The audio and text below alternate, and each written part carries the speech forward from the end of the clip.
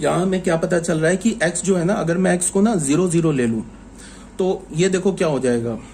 पहले तुम ऐसे देखो, अगर मैं इस मैट्रिक्स के हर एक एलिमेंट को 0 0 ले लूं तो ये अल्फा है, तो मल्टीप्लाई करोगे तो यहां से नल मैट्रिक्स, ये भी नल मैट्रिक्स हो जाएगा, इधर भी नल मैट्रिक्स हो जाएगा। इसका क्या मतलब है कि 0 0 जो है ना, जो हमने एक 2x2 ऑर्डर का मैट्रिक्स लिया जिसके हर एक एलिमेंट को 0 0 बोल दिया, ये भी क्या हो जाएगा, इसका भी आइडेंटिटी एलिमेंट, इसके लिए भी आइडेंटिटी एलिमेंट क्या हो जाएगा, ये सेट हो जाएगा अल्फा अल्फा अल्फा। ये जो हमारा एलिमेंट है ना, ये एलिमेंट हो जाएगा किसके लिए, अगर हमने x का वैल्यू 0 0 लिया। बट यहाँ पे क्या बोला, x 0 नहीं हो सकता है, ठीक है। बट फिर हमने यहाँ पे क्या चेक किया कि अगर x का वैल्यू, तभी x 0 नहीं होगा, तभी तो इसको कैंसिल करके अल्फा इज इक्वल टू 1/2 लिखेंगे। बट फिर हमने यहाँ क्या चेक किया कि अगर हमने x का वैल्यू 0 लेंगे तो कोई प्रॉब्लम नहीं है, वो चल जाएगा। इसका क्या मतलब है कि ये जो सेट m है, इस m सेट के हर एक एलिमेंट को अगर मैं इस सेट से मल्टीप्लाई करूं तो क्या मिल जाएगा, वो सेम सेट मिल जाएगा। तो इसका क्या मतलब है कि ये जो सेट हो गया ना, ये हमारा एक आइडेंटिटी एलिमेंट हो गया। तो अल्फा का वैल्यू हमें क्या मिल गया, 1/2। तो आइडेंटिटी एलिमेंट क्या हो गया, a ऑफ 1/2। a ऑफ 1/2 क्या हो गया, 1/2 1/2 1/2 1/2। अब अगर तुम्हें देखना है तो तुम कोई भी रैंडम एलिमेंट उठा लो, मान लो a ऑफ हमने 1 उठा लिया, इसको मल्टीप्लाई किया a ऑफ 1/2 के साथ, ये आ जाएगा हमारे पास a ऑफ 1 और ये a of 1/2 into a of 1, ये इक्वल होगा। करके देख लेना, चलो मैं कर देता हूँ, 1 1 1 1, इसको कैलकुलेट कर देता हूँ, 1/2 1/2 1/2 1/2 क्या होगा, 1/2 प्लस 1/2 1 आ जाएगा, ये आ जाएगा 1 1, सेम सेट आ गया ना। इसको भी कैलकुलेट करो, ये भी यही आ जाएगा। यहाँ पे तुम क्या है कि जैसे हमने 2x2 ऑर्डर का मैट्रिक्स लिया ना, x x x x, इसमें तुम x की जगह कोई भी रियल नंबर ले लो, एनी रियल नंबर, 0 भी ले लो, उसको अगर तुम मल्टीप्लाई कर दोगे ना 1/2 1/2 1/2 और 1/2 से, तो ये सेम आ जाएगा, किसके इक्वल आ जाएगा, या फिर इसको तुम ऐसे भी बोल सकते हो 1/2 1/2 1/2 1/2, ऐसे कर लो, ठीक है। तो इसका क्या मतलब हो गया, each and every element of set m के cross, each and every element of set m कोई भी हमने उठा लिया, उसको हमने मल्टीप्लाई किया a ऑफ अल्फा से, तो क्या मिल जाएगा, वो सेम एलिमेंट। इसका क्या मतलब है कि a of alpha that is a of 1/2 is the identity element, ठीक है। अब फिर मैंने क्या बोला था कि अगर कोई ई आइडेंटिटी एलिमेंट है किसी सेट पे, अगर मैंने बोल दिया कैपिटल सेट ए है, उसमें ई आइडेंटिटी एलिमेंट है, इसका क्या मतलब है, उस सेट का तुम कोई भी एक एलिमेंट उठाओ, उसको तुम ई के साथ स्टार बाइनरी ऑपरेशन लो, तो हमें क्या मिलना चाहिए, सेम एलिमेंट, मतलब ए स्टार ई और ई स्टार ए के इक्वल होना चाहिए, जो कि यहाँ पे हमने प्रूफ कर दिया, ठीक है। अब क्या है हमारे पास कि हमें क्या प्रूफ करना है, हमें क्या फाइंड आउट करना है, इनवर्स निकालना है। तो फिर हमें पता है कि ये तो पॉसिबल है नहीं कि अगर किसी सेट पे मैं कोई बाइनरी ऑपरेशन लगाऊं तो उस सेट का हर एक एलिमेंट इन्वर्टेबल हो, कुछ एलिमेंट हो सकता है इन्वर्टेबल हो, कुछ ना हो, ये भी पॉसिबल है कि कोई ना हो, ये भी पॉसिबल है कि सारे एलिमेंट इन्वर्टेबल हो जाए। तो हमें बेसिकली क्या चेक करना है, ये चेक करना है कि ये जो सेट M है, इसके कितने एलिमेंट्स इन्वर्टेबल हैं, या ऐसा तो नहीं है कि कोई भी एलिमेंट इन्वर्टेबल नहीं है, या फिर सारे एलिमेंट्स इन्वर्टेबल है, ये चेक करना है। तो उसके लिए हमने क्या किया कि फिर a ऑफ y कोई भी जनरल एलिमेंट हमने उठा लिया, किस सेट का, m सेट का, इसको हमने बोल दिया कि ये जो है ना a ऑफ y का इनवर्स a ऑफ x है, हमने बोल दिया। तो इसका क्या मतलब हुआ, a of y into a of x is equal to a of x into a of y, किसके इक्वल होना चाहिए, a ऑफ 1/2 के इक्वल होना चाहिए। तो हमने यहां से फिर एक इक्वेशन बना ली, ऐसे बना ली हमने इक्वेशन। तो यहां से जब हमने इक्वेशन बनाई, इसको सॉल्व किया, तो हमें y का वैल्यू क्या मिला, 1/4x। अब सोचो डिनोमिनेटर में क्या आ गया, x आ गया, तो x तो 0 नहीं हो सकता है। इसका क्या मतलब हुआ कि इस सेट M के सारे एलिमेंट इन्वर्टेबल है, सिर्फ एक एलिमेंट को छोड़ के। कौन सा एलिमेंट, 0 0 0 0, जो मैट्रिक्स बनेगा ना 0 0 0 0, ये वाला इन्वर्टेबल नहीं है, बाकी सारे इन्वर्टेबल है। समझ में आ रही है बात? तो ए ऑफ वाई क्या मिल गया हमें? 1/4x। तो x तो 0 नहीं ले सकते। इसका क्या मतलब हुआ कि ए ऑफ एक्स क्या है हमारा? ए ऑफ एक्स है हमारा, इसका इनवर्स हमने ये माना है ना। तो इसका क्या मतलब हुआ कि ये x की जगह तुम कोई भी रियल नंबर ले लो, सबका इनवर्स एग्जिस्ट कर जाएगा। वो किसके इक्वल होगा? 1/4x 1/4x 1/4x 1/4x। But अगर तुमने x का वैल्यू 0 लिया तो a ऑफ 0 का इनवर्स एग्जिस्ट नहीं करेगा। इसका क्या मतलब है? इसको तुम ऐसे समझो। इसका मतलब ये है कि हमने कोई भी एलिमेंट उठा लिया, ए ऑफ मान लो हमने उठा लिया 1/3 उठा लिया, ठीक है। तो ये ए ऑफ 1/3 ये क्या हमारा एलिमेंट है? किसका? सेट एम का। और ए ऑफ 1/3 किसके इक्वल है? 1/3 1/3 1/3 1/3। तो ये एलिमेंट है ना सेट एम का, तो इसका इनवर्स एग्जिस्ट कर रहा है। इसका इनवर्स क्या होगा? इसका जो इनवर्स होगा 1/4 इंटू एक्स। एक्स का काम क्या कर रहा है? 1/3। इसका मतलब क्या होगा? ए ऑफ 3/4। ये इसका इनवर्स होगा। ये इसका मतलब ये होगा 3/4 3/4 3/4 एंड 3/4। ये इसका इनवर्स हो जाएगा, ये गारंटी है। देख लो, ए ऑफ 1/3 इंटू ए ऑफ 3/4, इसको मल्टीप्लाई करो। ये क्या हो जाएगा? 1/3 1/3 1/3 1/3 3/4 3/4 3/4 3/4। ये आ जाएगा। ये देख लो, इसको मल्टीप्लाई करोगे तो ये क्या हो जाएगा? ऐसे होगा ना, 1/3 इंटू 3/4 प्लस 1/3 इंटू 3/4। एक एलिमेंट आ गया, तो ये क्या हो जाएगा? 1/4 प्लस 1/4 तो क्या हो जाएगा? 1/2। ये भी एलिमेंट 1/2 आ गया, ये भी एलिमेंट 1/2। तो क्या हो गया हमारे पास? 1/2 1/2 1/2 1/2। ये किसके इक्वल हो गया? ए ऑफ 1/2। तो ये आ गया ना आइडेंटिटी एलिमेंट। फिर इसको तुम रिवर्स करके ए ऑफ 3/4 इंटू ए ऑफ 1/3, इसको भी मल्टीप्लाई करो, ये आ जाएगा ए ऑफ 1/2। इसका क्या मतलब? ये इन्वर्टेबल है। बट अगर तुमने ए ऑफ 0 का इनवर्स निकालने की कोशिश की तो फिर गड़बड़ हो जाएगा। ए ऑफ 0 क्या है हमारे पास? ए ऑफ 0 है ना, 0 0 0 0। तो इसका इनवर्स क्या हो जाएगा? ए ऑफ 1/4 इंटू 0। तो ये गड़बड़ हो गया ना यहाँ पे, ये तो मैट्रिक्स ही नहीं डिफाइंड होगा। ऐसे तो हम ए ऑफ 1/0 ऐसा तो एलिमेंट तो है ना ले लेंगे, इसको ऐसे तो ना बोल देंगे 1/0 1/0 1/0 1/0। ये तो गलत है ना। इसका क्या मतलब है कि सेट एम के सारे एलिमेंट्स इन्वर्टेबल हैं, सिर्फ एक एलिमेंट को छोड़ के। वो एलिमेंट क्या है? एक 2x2 ऑर्डर का मैट्रिक्स है जिसके एलिमेंट्स क्या है? 0 0 0 0। ठीक है, ये बात आ गई होगी समझ में। अब बच्चों आ जाओ कंपोजिशन टेबल में। कंपोजिशन टेबल बिल्कुल आसान है। ये सब जो लैंग्वेज लिखा हुआ है एक बार तुम पढ़ लो, समझ में आता है तो ठीक है, नहीं समझ में आता छोड़ दो। अभी जब हम क्वेश्चन करेंगे तो समझ में आ जाएगा। एक बार मैं समझा देता हूँ। कंपोजिशन टेबल में क्या होता है कि हम लोग जिस सेट पर बाइनरी ऑपरेशन अप्लाई करते हैं ना, उस सेट का इमेज निकालते हैं। किसके थ्रू निकालते हैं? टेबल के थ्रू निकालते हैं इमेज। तो उस टेबल को हम क्या बोलते हैं? कंपोजिशन टेबल बोलते हैं। इसका क्या मतलब है कि हमने एक सेट ले लिया A1 A2 A3 से AN, कोई जनरल सेट ले लिया, फाइनाइट सेट ले लिया, और उस पर हमने एक स्टार बाइनरी ऑपरेशन अप्लाई कर दिया। तो फिर हम क्या करेंगे? एक ऐसे टेबल बना लेंगे। ये सारे एलिमेंट जो है ना सेट ए के, उसको ऐसे क्या हम हॉरिजॉन्टल रखेंगे, फिर ऐसे वर्टिकल रखेंगे, फिर उसके बाद ऐसे हमने क्या बॉक्स बना लिए। उसके बाद क्या है कि जब इसका क्या मतलब हुआ? A1 और A1 कॉमा A1 ये S क्रॉस S का एलिमेंट होगा। तो A1 कॉमा A1 का इमेज क्या होगा? A1 star A1 comma A1 S cross S का एलिमेंट होगा ना, मतलब स्टार बाइनरी ऑपरेशन के डोमेन का एलिमेंट होगा।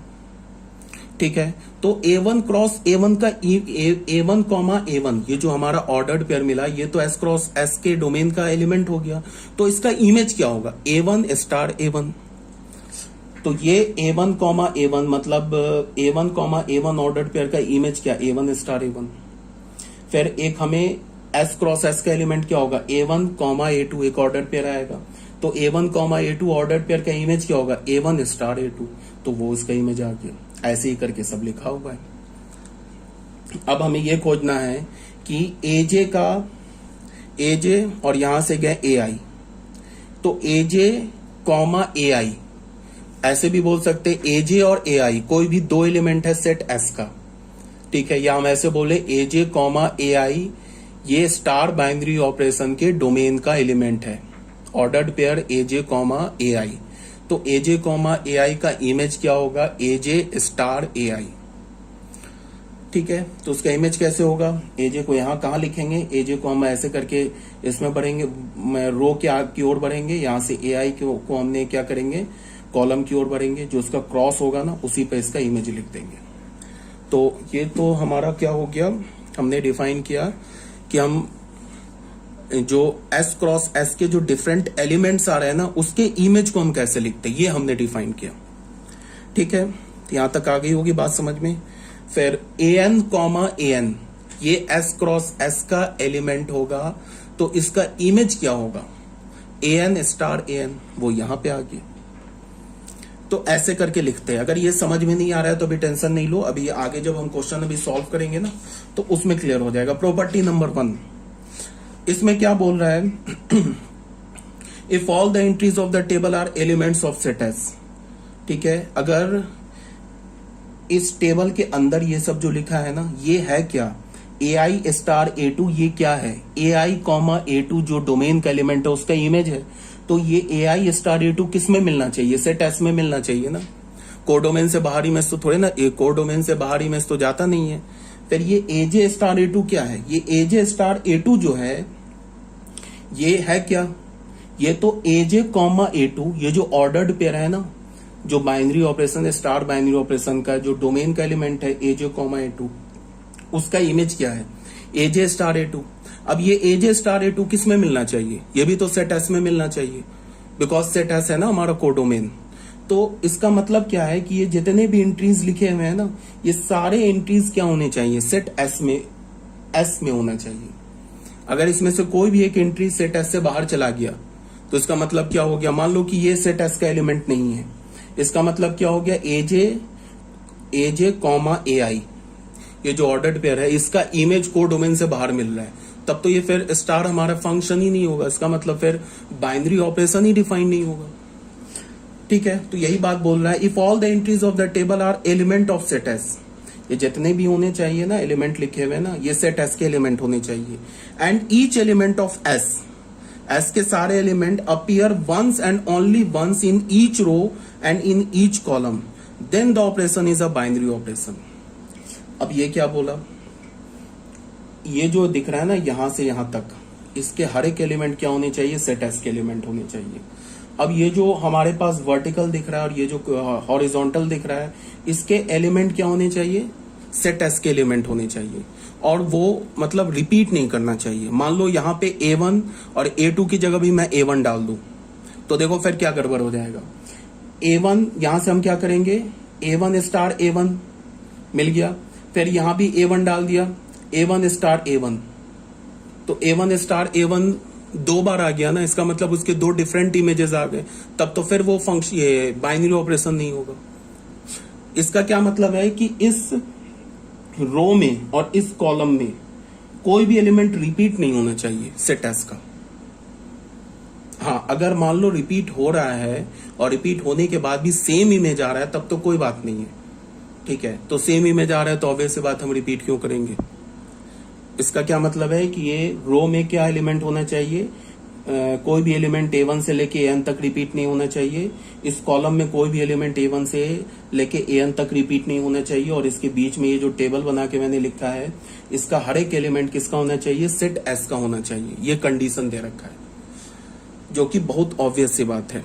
ये बात तुम्हें समझ में आया ना कि यहाँ पे मैंने अगर यहाँ पे A2 की जगह A1 डाल दूं तो फिर क्या हो जाएगा, A1 स्टार A1, इसका मतलब क्या हो जाएगा A1 कॉमा A1 का कोई इमेज होगा, फिर यहाँ भी A1 डाल दूं तो A1 कॉमा A1 दूसरा ये इमेज आ जाएगा। तो अगर ये दोनों डिफरेंट इमेज आ रहा है तब तो ये फिर ऑपरेशन हमारा फंक्शन नहीं होगा, बाइनरी ऑपरेशन नहीं होगा।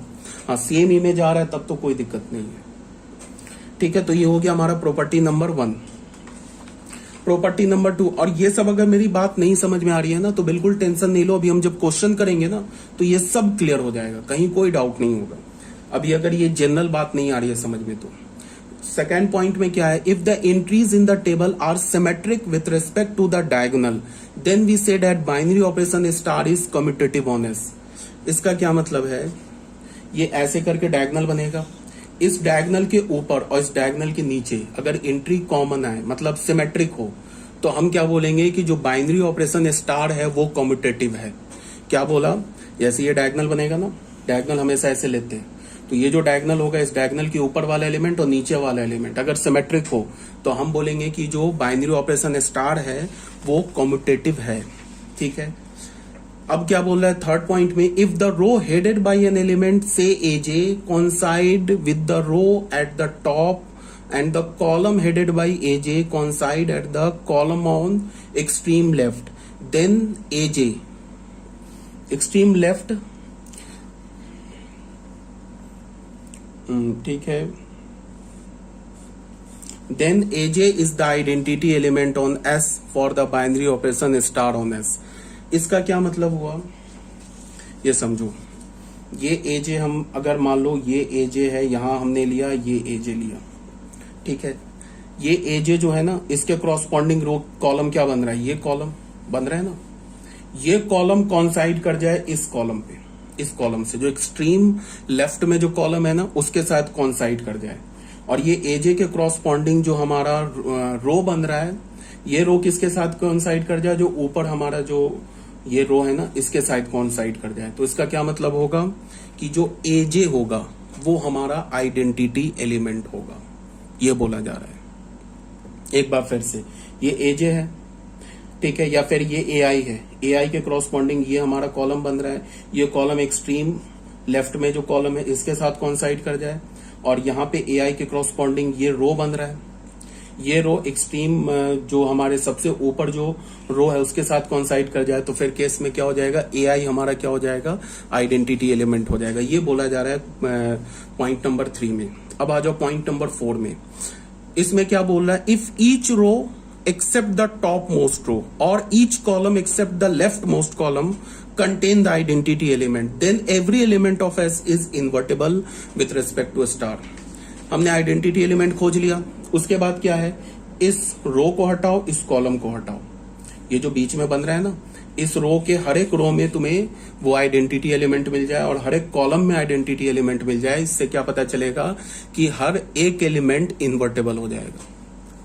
कंडीशन क्या बोला, सबसे टॉप पे जो हमारा रो है उसको छोड़ दो, सबसे लेफ्ट में जो हमारा कॉलम है उसको छोड़ दो, इसके बीच में हर एक रो हर एक कॉलम के बीच में अगर तुम्हें आइडेंटिटी एलिमेंट दिख गया, ठीक है, तो इसका क्या मतलब होगा, each and every element of set S is invertible, हर एक एलिमेंट सेट एस का इन्वर्टेबल है, ये पता चल जाएगा। उसके बाद क्या, फिफ्थ में क्या बोल रहा है, अब इनवर्स कैसे निकालेंगे, ये बोल रहा है to find the inverse of an element, किसी इनवर्स निकालना है किसी एलिमेंट का, से एआई, एआई कोई एलिमेंट है सेट एस का, उसका हमें चाहिए इनवर्स क्या है। We consider row column headed by a i, या तो हमें क्या करना है, एआई का रो ले लो, एआई का कॉलम ले लो, कोई भी एक ले लो, then we determine the position of the identity element E in this row और column. If E appears in the column और row headed by a j then a i and a j are inverse of each other. नहीं आया होगा समझ में, अभी समझाता हूं। मान लो कि ये एआई एलिमेंट का हमें क्या करना है, इनवर्स निकालना है, तो हम क्या करेंगे, या तो तुम एआई रो से निकाल सकते हो, कॉलम से निकाल सकते हो, किसी से भी। हम मान लो रो से निकालना चाहते हैं तो हम ऐसे बढ़ते गए, हमें पता चल गया कि यहाँ पे पहले तो मैंने क्या बोला कि अगर हर एक रो इस कॉलम और इस रो को छोड़ के बाकी सब में आइडेंटिटी एलिमेंट एग्जिस्ट कर रहा है हर एक रो कॉलम में, तो फिर क्या होगा, वो इन्वर्टेबल हो जाएगा हर एक एलिमेंट। अब अगर हमें पता चल गया इन्वर्टेबल है तो एलिमेंट का इन्वर्स कैसे निकालेंगे, मान लो एआई का हमें इन्वर्स निकालना है, इसका एलिमेंट निकालना है, तो या तो रो तुम चुन लो या तो कॉलम चुन लो, किसी एक को ले लो, इन्वर्स आ जाएगा। यहां से मान लो रो से हम गए, रो में आगे बढ़ते गए, यहाँ पे हमें ये मिल गया क्या, इसका ये मान लो आइडेंटिटी एलिमेंट लिखा, बस यहीं पे रुक गए, ठीक है। इसके ऊपर अब गए, इसके ऊपर गए, देखिए ये कौन सा आ रहा है, एजे। तो इसका क्या मतलब है कि ये जो एजे का इनवर्स क्या हो जाएगा, ये एआई, और एआई का इनवर्स क्या हो जाएगा, एजे। समझ रहे हो बात को। अब अगर मान लो एक तो ये रो वाइज मैंने बता दिया, कॉलम वाइज अगर हमें कॉलम वाइज भी तुम निकाल सकते हो एआई का इनवर्स। जैसे एआई है, इसके क्रॉसपॉन्डिंग कौन सा है, कौन सा कॉलम हेडेड है, मतलब इसके क्रॉसपॉन्डिंग कौन सा कॉलम है, ये कॉलम है। तो यहां से हम आगे बढ़े बढ़े बढ़े बढ़े, यहां हमें दिख गया क्या, रे ये तो आइडेंटिटी एलिमेंट है, और ये आइडेंटिटी एलिमेंट है, तो उसके क्रॉसपॉन्डिंग रो में आके देख लिया कौन सा एलिमेंट है, एजे। तो इसका मतलब एआई का इनवर्स क्या हो गया, एजे। और यहां पे देख लो, अगर ये आइडेंटिटी एलिमेंट मैंने इसको बोला है, तो एजे स्टार एआई और एआई स्टार एजे इक्वल होना चाहिए, ठीक है। ये बात आ गई समझ में। अभी भी अगर नहीं समझ में आया, नो टेंशन, अब आ रहे हैं क्वेश्चन में। अब फाइनल, अभी तो हमने जनरल एक कंपोजिशन टेबल बनाया था ना, इसमें हम लोग क्या करेंगे, कुछ एग्जांपल्स लेंगे, उसके कंपोजिशन टेबल बनाया मैंने, उससे क्लियर हो जाएगा, बिल्कुल कोई टेंशन नहीं लेना है। सबसे पहले एक बाइनरी ऑपरेशन जिसको हम क्या बोलते हैं, एडिशन मॉडुलो एन, ठीक है। ये हमारा एक बाइनरी ऑपरेशन है। इसमें हमने क्या बोला, ध्यान से सुनो। एक हमने स्मॉल एन पॉजिटिव इंटीजर ले लिया। स्मॉल एन क्या लिया, पॉजिटिव भी होना चाहिए, इंटीजर भी होना चाहिए, वन को क्या होना चाहिए, ग्रेटर देन वन, ठीक है। इसका मतलब कि ऐसे बोलो कि वन को छोड़कर तुम कोई भी पॉजिटिव इंटीजर ले लो, 2 ले लो, 3 ले लो, 4 ले लो, कुछ भी ले लो। उसके बाद एक हमने set z of n define किया। तो z ऑफ n स्टार्ट कहां से होगा, 0 से लेके कहां तक जाएगा, n-1 तक जाएगा, ठीक है। जैसे मान लो कि अगर हमने n का वैल्यू 5 ले लिया ना, तो z ऑफ 4 कहां तक जाएगा, z ऑफ 4 जाएगा 0, 1, 2, 3, 4 तक जाएगा। अगर हमने n का वैल्यू 10 ले लिया, तो z ऑफ 10 कहां तक जाएगा, 0 से लेके 9 तक, ठीक है। Then we define addition modulo n। Addition modulo n क्या करते हैं, डेट इज, ऐसे एडिशन मॉडुलो n को क्या करते हैं, प्लस लिखते हैं बड़ा सा, उसके नीचे छोटा सा n लिखते हैं। इसका मतलब क्या है, ये एडिशन मॉडुलो n है। अब ये बाइनरी ऑपरेशन को कैसे डिफाइन करेंगे, अगर हमने बोला ना a एडिशन मॉडुलो b, इसका क्या मतलब हुआ, least non negative remainder when a plus b is divided by n। मतलब सबसे छोटा नॉन निगेटिव, ऑब्वियस सी बात है, निगेटिव रिमाइंडर जो होता है, अगर हमने 2 पॉजिटिव नंबर लिया है तो रिमाइंडर कभी भी निगेटिव नहीं होता है, रिमाइंडर तो हमेशा पॉजिटिव होता है। चाहे तुम निगेटिव निगेटिव को भी डिवाइड करो, रिमाइंडर इज ऑलवेज पॉजिटिव। तो इसका क्या मतलब हुआ, ए एडिशन मॉडुलो एन, बी को हम क्या बोलेंगे, जब ए और बी को ऐड करोगे ना, तो जो उसका रिमाइंडर आएगा, उसी रिमाइंडर को हम क्या बोलेंगे, ए कॉमा बी का इमेज। ए कॉमा बी क्या होगा, A comma B Z N cross Z N का के डोमेन का इमेज एलिमेंट होगा। ए कॉमा बी जो आएगा वो क्या होगा, जेड एन। अगर हमने जेड एन पर addition modulo binary operation apply किया है, तो एडिशन मॉडुलो बाइनरी ऑपरेशन का जो डोमेन होगा वो क्या होगा, Z N cross Z n होगा। तो इस Z N cross Z N का एलिमेंट क्या होगा, ऑर्डर्ड पेयर में होगा। तो ऑर्डर्ड पेयर में 2 नंबर होंगे। मान लो कि उस ऑर्डर्ड पेयर एक हमने उठा लिया, ordered pair a comma b, तो उस ordered pair a comma B का इमेज क्या होगा, जब उन दोनों ऑर्डर्ड पेयर के एलिमेंट को ऐड करोगे और फिर किससे डिवाइड करोगे, एन से डिवाइड करोगे, जो रिमाइंडर आएगा वो ordered pair a comma B का इमेज होगा, ठीक है। तो एग्जांपल देख लो, 7 और 6, इस पर अगर हमने एडिशन मॉडुलो 5 लिया, तो सबसे पहली बात क्या है कि 7,6 डोमेन का एलिमेंट है। तो 7 और 6 पर अगर हमने एडिशन मॉडुलो 5 लिया, तो हमें क्या करना होगा, 7 प्लस 6 क्या होता है, 13। 13 को 5 से डिवाइड करोगे क्या होगा, 3। तो इसका मतलब क्या हुआ, 7,6 जो एक ऑर्डर्ड पेयर है, जो डोमेन का एलिमेंट है, उसका इमेज क्या हो गया, 3, 6। और एक बात और, 7 यहां लिखा, 6 यहां लिखा, इसका मतलब कि 7,6 ऑर्डर्ड पेयर के इमेज की बात कर रहे हैं। 6 प्लस 7 करेंगे तो 6,7 ऑर्डर्ड पेयर जो आ रहा है ना, उसके इमेज की बात कर रहे हैं। तो इस केस में 7,6 ऑर्डर्ड पेयर का इमेज और 6,7 ऑर्डर्ड पेयर का इमेज क्या होगा, सेम होगा। वो दोनों किसके इक्वल होगा, 3 के इक्वल होगा। अब 6,8 ऑर्डर्ड पेयर का इमेज क्या होगा, वो होगा 6,8 जो ऑर्डर्ड पेयर है ना, उसका इमेज क्या होगा। ऐसे भी लिख सकते हैं ना हम, किसके लिए हमने 10 से ना, ऐसे भी लिख सकते हैं 10, 6,8। इसका मतलब इसका इमेज क्या होगा, 6,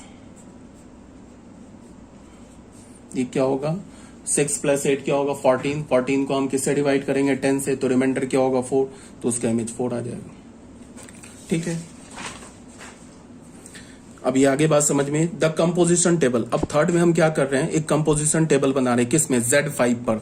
तो Z5 पर इसका क्या मतलब है, n का वैल्यू हमने क्या लिया है 5, तो हमारा जो Z5 सेट होगा वो उसके एलिमेंट क्या होंगे 0 1 2 3 4 5 तो हो नहीं सकते। तो ये हमारा Z5 ये हमारा सेट हो गया। अब इस पर देखो कंपोजिशन टेबल हमने बनाया, तो क्या किया 0 से लेके 4 तक पहले रो में रख लिया, फिर हमने क्या किया कॉलम में रख लिया। उसके बाद क्या करेंगे, ये 0 0,0 जो कि Z5 जो हमारा एडिशन मॉडुलो 5 है, इसका क्या है डोमेन है 0,0 ऑर्डर पे आएगा ना। अगर मैंने एडिशन मॉडुलो 5 बोला Z5 पर, तो इस एडिशन मॉडुलो 5 का डोमेन क्या होगा Z5 क्रॉस Z5, तो Z5 क्रॉस Z5 का एलिमेंट क्या होगा ऑर्डर पेयर में होगा, तो उस ऑर्डर पेयर में 0,0 भी आएगा ना। तो 0,0 का इमेज क्या है, वो है 0। 0 प्लस 0 क्या होगा 0, 0 को 5 से डिवाइड करोगे क्या आ जाएगा 0, सॉरी 0 को 5 से डिवाइड करो रिमाइंडर क्या होगा 0। हमें पता है ना कि 1 को अगर मैं 4 से डिवाइड करूं तो रिमाइंडर क्या होगा 1। अगर हमारा कोशिएंट बड़ा है और डिविडेंड छोटा है, तो फिर रिमाइंडर क्या होता है, किसके इक्वल होता है, डिविडेंड के इक्वल होता है। अगर मैं बोलूं कि 1 को मैंने 4 से डिवाइड किया तो रिमाइंडर क्या होगा 1।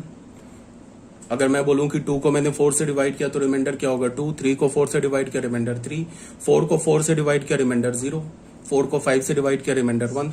तो 0 प्लस 0 उसको हमने 5 से डिवाइड किया, क्या हो गया 0 प्लस 0 0, 0 को 5 से डिवाइड किया तो हमें क्या मिलेगा रिमाइंडर 0। तो ये 0,0 ऑर्डर्ड पेयर का इमेज क्या आ गया 0।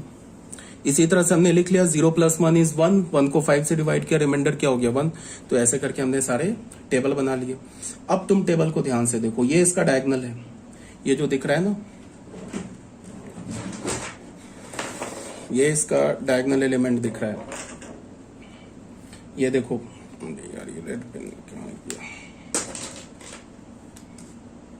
ये इसका डायगोनल एलिमेंट है देखो।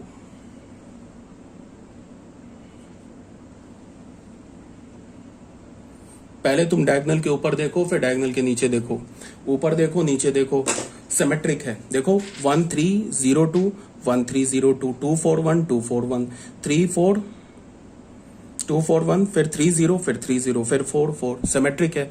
इसका मतलब क्या है कि ये जो बाइनरी ऑपरेशन है वो कम्यूटेटिव है, ये बात हमें पता चल गया।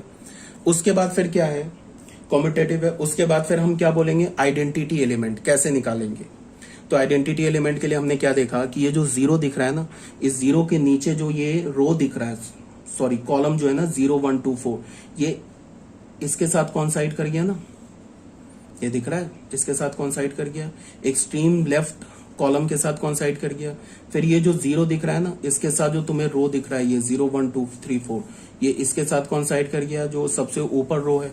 इसका मतलब क्या हो गया, ये जो 0 है ना, ये 0 ये आइडेंटिटी एलिमेंट हो गया, यही बोला गया था। ठीक है, आइडेंटिटी एलिमेंट कैसे हमें पता चला, 0 के क्रॉसपॉन्डिंग हमने रो देखा तो रो हमें क्या दिख गया, ऊपर वाला रो दिख गया। 0 के क्रॉसपॉन्डिंग कॉलम देखा हमें लेफ्ट मोस्ट कॉलम दिख गया, तो हम क्या बोले 0 इज द आइडेंटिटी एलिमेंट। फिर हमने क्या देखा, डायगोनल के अबाउट सिमेट्रिक है, तो हमने क्या बोला कि this binary operation is commutative. हमने बाइनरी ऑपरेशन को क्या बोल दिया, कम्यूटेटिव बोल दिया। ठीक है, अब आ जाते हैं 0 को देखते हैं। देखो तुम कोई भी रो देखो, इस रो में एक 0, यहां भी 0, यहां भी 0, यहां भी 0, यहां भी 0, कॉलम वाइज देखो हर में एक एक 0 दिख जाएगा। इसका क्या मतलब है कि हर एक एलिमेंट इन्वर्टेबल है इसका। अब इनवर्स कैसे निकालेंगे, मान लो 2 का इनवर्स निकालना है, तो 2 का इनवर्स तुम रो वाइज भी निकाल सकते हो, 2 का इनवर्स कॉलम वाइज भी निकाल सकते हो। रो वाइज कैसे निकालेंगे, देख लो यहां से 2 गए, आगे बढ़े बढ़े, यहां मिला आइडेंटिटी एलिमेंट, इस आइडेंटिटी एलिमेंट से ऊपर गए, यहां में मिला 3, तो इसका क्या मतलब है कि 2 का इनवर्स 3 है। ठीक है, अब अगर हम कॉलम से निकालना चाहते हैं इनवर्स, तो यहां पे 2 है, कॉलम वाइज बढ़े, यहां आइडेंटिटी एलिमेंट दिखा, तो इसके आगे गए तो 2 का इनवर्स 3 है, कहीं से निकाल लो। अगर मान लो हमें 4 का इनवर्स निकालना है, रो से निकालेंगे, तो यहां गए 0, 0 के ऊपर गए 1, तो 4 का इनवर्स 1 हो गया। कॉलम वाइज 4 का निकालना है, यहाँ पे 0, यहाँ 1, तो 4 का इनवर्स 1 हो गया। तो 1 का इनवर्स 4 हो गया, 4 का इनवर्स 1 हो गया, ऐसे करके निकाल सकते हो। ठीक है ना, तो ये बात क्लियर होनी चाहिए। वही बात जो है ना, ये इतना लंबा चौड़ा जो लिखा है ना, जो भी तुम्हें समझाया है, वही बात यहाँ पे लिखा हुआ है। एक सबसे इंपॉर्टेंट बात की जो कंपोजिशन टेबल होता है, उसे हमें क्या क्या उससे इंफॉर्मेशन मिलता है। उससे हमें एक इंफॉर्मेशन तो ये मिलता है कि बाइनरी ऑपरेशन है या नहीं है। ऐसा भी तो होगा नहीं ना कि हम कोई भी एक सेट ले लें और कोई भी रूल बता दे, उस रूल के क्रॉसपॉन्डिंग वो हमें एक फंक्शन मिल जाए। ऐसा भी हो सकता है कि डोमेन का इमेज कोडोमेन से बाहर हो जाए, तो फिर वो हमारा बाइनरी ऑपरेशन ही नहीं होगा।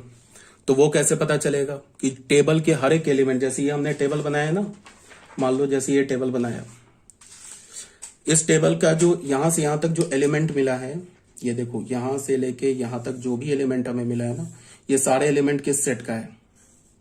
सेट इसी सेट का तो है। कोई भी एक एलिमेंट अगर इस सेट से बाहर आ जाता तो फिर ये बाइनरी ऑपरेशन नहीं होता। इधर एक्सट्रीम लेफ्ट में जो कॉलम है और सबसे ऊपर जो रो है, इसका कोई भी एक एलिमेंट रिपीट हो जाएगा तो फिर ये बाइनरी ऑपरेशन नहीं होगा। तो सबसे पहला इंफॉर्मेशन कंपोजिशन टेबल से हमें क्या मिलता है कि बाइनरी ऑपरेशन है या नहीं है, पहला इंफॉर्मेशन। दूसरा इंफॉर्मेशन क्या मिलता है, कम्यूटेटिव है बाइनरी ऑपरेशन या नहीं है। तीसरा क्या इंफॉर्मेशन मिलता है, आइडेंटिटी एलिमेंट हम खोज लेते हैं। चौथा इंफॉर्मेशन क्या है, हर एक एलिमेंट का इनवर्स भी निकाल लेते हैं। बट बाइनरी ऑपरेशन एसोसिएटिव है या नहीं है, ये कंपोजिशन टेबल से हमें नहीं पता चलता है। इसके लिए हमें क्या करना होगा, या तो जनरल चेक करना होगा, या अगर मान लो कोई किसी सेट, कोई फाइनाइट सेट, जैसे यहाँ पे फाइनाइट सेट है ना, इसमें 4 एलिमेंट दे रखे हैं, तो इसके क्रॉसपॉन्डिंग हमें चेक करना होगा। मतलब हमें मैनुअली चेक करना होगा कि एसोसिएटिव है या नहीं है, या फिर जनरल चेक करना होगा रूल देख के। रूल देख के कैसे करेंगे, star B bracket star C is equal to A star bracket B star C. ये देख लेंगे सारे एबीसी के लिए अगर ट्रू है तो एसोसिएटिव है, किसी एबीसी के लिए अगर कोई भी एबीसी मिल गया जिसके लिए ट्रू नहीं है तो फिर एसोसिएटिव नहीं है। तो कंपोजिशन टेबल से हमें बाइनरी ऑपरेशन एसोसिएटिव है या नहीं है ये नहीं पता चलता है। कॉम्यूटेटिव पता चल जाता है, आइडेंटिटी एलिमेंट पता चल जाता है, बाइनरी ऑपरेशन है या नहीं ये पता चल जाता है, फिर कौन कौन से एलिमेंट इन्वर्टेबल है ये पता चल जाता है। अगर सारे रो कॉलम में आइडेंटिटी एलिमेंट आ गया तो इसका क्या मतलब है कि उस बाइनरी ऑपरेशन के का हर एक एलिमेंट क्या होगा, इन्वर्टेबल होगा। ठीक है, यहां तक ये क्लियर है। यही बात लिखा हुआ है, we observe the following point, all the entry of the table are the element of Z5, so plus is a binary operation. The table is symmetric with respect to principal diagonal, therefore addition modulo 5 is a commutative binary operation. फिर the row headed by 0 coincide with the topmost row and the column headed by 0 coincide with the leftmost column, so 0 is the identity element. Each row consists the identity element, so every element of Z5 is invertible. फिर inverse वगैरह निकाल लिया। 5th point में हम क्या कर रहे हैं, दिखा रहे हैं इसको। अब हमें देखना है कि ये एसोसिएटिव है या नहीं। तो अगर नहीं एसोसिएटिव है तो उसके क्रॉसपॉन्डिंग एक भी काउंटर एग्जांपल अगर हमें मिल गया तो फिर वह एसोसिएटिव नहीं होगा। तो हमें चेक करना होगा। 1 3 5 3 एलिमेंट उठाया, तो इस पर हमें पहले 1 और 3 पर एडिशन मॉडुलो 5 अप्लाई किया, फिर यहां से हमें 4 मिल गया। फिर 4 और 4 पर एडिशन मॉडुलो 5 अप्लाई किया तो हमें 3 मिल गया। फिर हमने क्या किया, ऐसे करके 1 एडिशन मॉडुलो 5 3 एडिशन मॉडुलो 5 4, इसको भी हमें 3 मिल गया। तो यहां से दोनों वैल्यू सेम आ गया। तो ये हमें चेक करना होगा। तो अब बोलोगे कितना चेक करेंगे, तो हमें क्या होगा, हर एक 3 एलिमेंट के लिए हमें चेक करना होगा। हर एक 3 के लिए चेक करना होगा ना। तो टोटल सेट में कितने एलिमेंट्स हैं, टोटल सेट में तो 4 एलिमेंट है। तो कितने कॉम्बिनेशन बनेंगे एलिमेंट के, 4C3 कॉम्बिनेशन बनेंगे। तो क्या मतलब हुआ, 4C1 4 कॉम्बिनेशन बनेंगे। 4 कॉम्बिनेशन चेक कर लो। अगर ये 4 कॉम्बिनेशन में, 4 कॉम्बिनेशन का मतलब क्या है कि 4 एलिमेंट है ना, 2 2 4 5 एलिमेंट है यार, 5C3 बनेगा। तो क्या हो जाएगा, 5C2 5C2 क्या होगा, 5/2 4/1, 10 कॉम्बिनेशन बनेंगे। कोई भी 3 एलिमेंट उठाओगे ना एसोसिएटिव चेक करने के लिए, या 10 ये कोई भी 3 उठाओगे तो कितनी बार हमें लेना होगा, 3 एलिमेंट 10 बार लेना होगा। फिर उसको एसोसिएटिव चेक करो, एसोसिएटिव चेक करो। अगर सब इक्वल आ जाए तो एसोसिएटिव है, नहीं आए तो नहीं है। या फिर अगर मान लो कि जनरल भी चेक कर सकते हो, कोई भी 3 ABC उठा लो और फिर उस पे A star B star C और A star B star C ऐसे करके चेक कर लो, वहां से पता चल जाएगा एसोसिएटिव है या नहीं। कहने का क्या मतलब है कि कंपोजिशन टेबल से ये हमारा बाइनरी ऑपरेशन एसोसिएटिव है या नहीं है, ये हमें नहीं पता चलता है।